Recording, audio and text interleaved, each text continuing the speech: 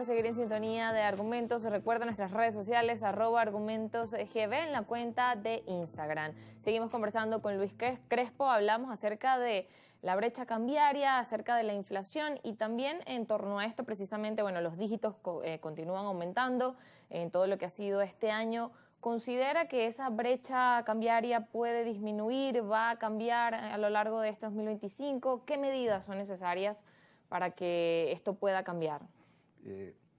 ¿Qué ocurrió que se generó esa diferencia entre el oficial y el cambiario? Es claro que el mercado cambiario no genera la oferta necesaria para la demanda de dólares que existe en Venezuela. O sea, es mayor la demanda, los requerimientos de monedas, de esa moneda para la actividad económica en Venezuela.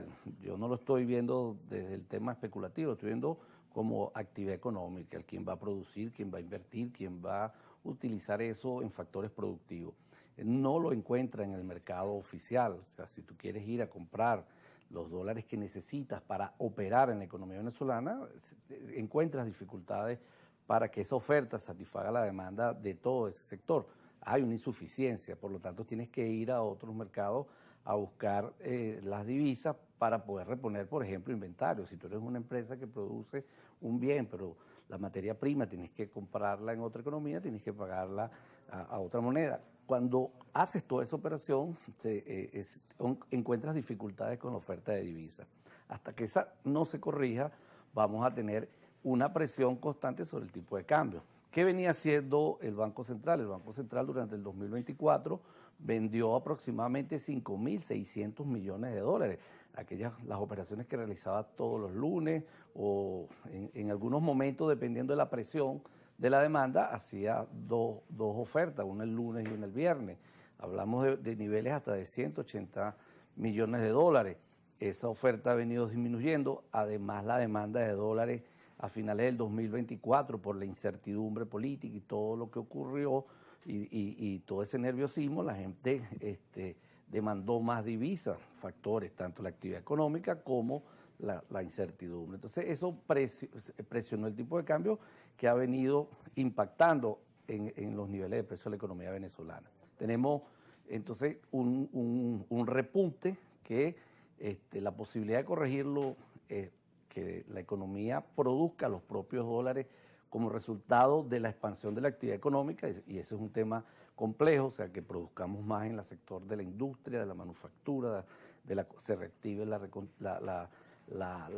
construcción, pero es un tema más complejo. Pero además,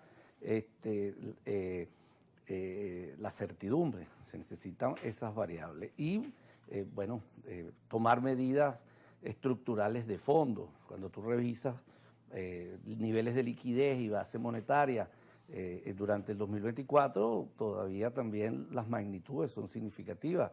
Una base monetaria que creció en más de 150%, una liquidez que creció, una base monetaria en 184 y la liquidez en 150, son magnitudes muy significativas en la economía y que genera distorsiones.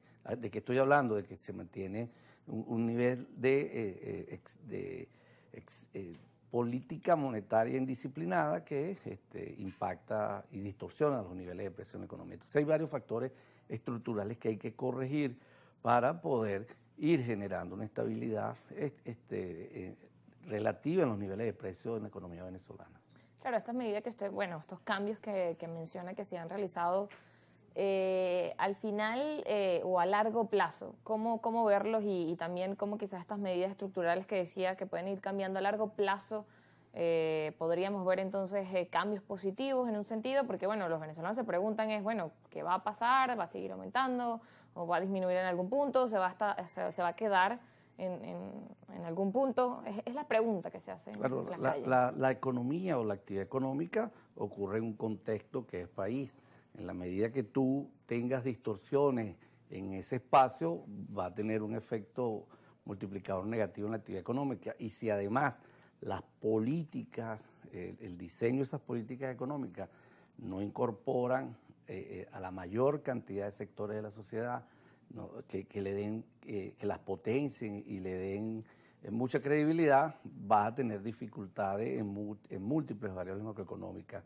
Lo que quiero destacar es que esas medidas económicas tienen que ser resultado de un gran consenso, de la participación de los académicos, de los trabajadores, de múltiples sectores en ese diseño para darle contundencia y para darle fortaleza. Pero en definitiva hay problemas estructurales que no se han resuelto y que se manifiestan en distorsiones en las variables macroeconómicas.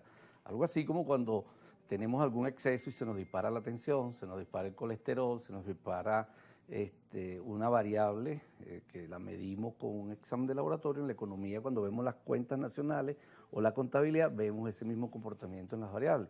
Entonces es importante tener un gran espacio de consulta, de consenso, de diseño de esas políticas para que le den estabilidad y los resultados sean los que benefician a la mayoría de la población. Claro, porque al final no estaríamos hablando solamente de una política, sino de un conjunto. De políticas. Y en ese sentido, haciendo quizás una evaluación, bueno, como dice, hay que escuchar todos los sectores, reunir allí, como decías, bueno, los argumentos de cada uno, pero una medida que digamos que a su consideración sea como la más esencial, quizás por dónde iniciar. Bueno, lo primero que se debería ir revisando es esto, sin descartar el hecho de que es un conjunto, pero si hubiese un paso por el que consideraría que debería iniciarse.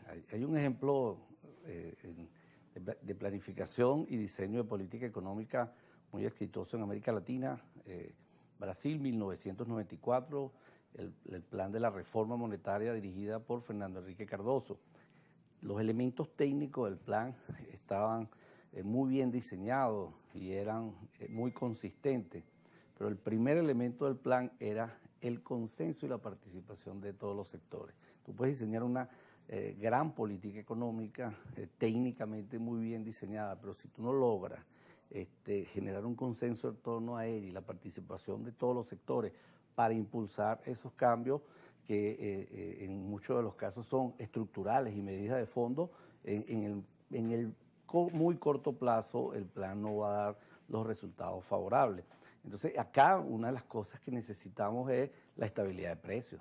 O sea, los venezolanos no quieren vivir con la angustia de continuar proyectando el comportamiento del salario, de los precios. Segundo, la recuperación del poder adquisitivo de las familias venezolanas, que tú, como producto de tu trabajo, el valor de tu trabajo te permita satisfacer tus necesidades básicas y las de tu familia. Entonces estamos hablando de estabilidad del precio, estamos hablando de recuperación del poder de compra, estamos hablando de generación de empleos productivos, estamos hablando de combate a la pobreza, a la desigualdad, que son variables que están apareciendo en la economía venezolana.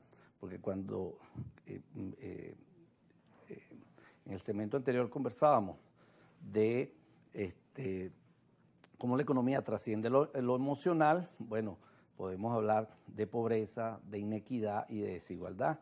Las magnitudes de pobreza en la última encuesta de hogares de la encuesta de condiciones de vida 2023 publicada por la OCAD, las cifras son significativas en términos de pobreza multidimensional, pobreza por la vía de la línea de ingresos. O sea, eso te da una realidad que la contrasta día a día. Claro, se ven allí parte de esas consecuencias. Nos corresponde ir a la pausa, al regreso seguimos conversando en Argumentos con el economista Luis Crespo. Ya venimos.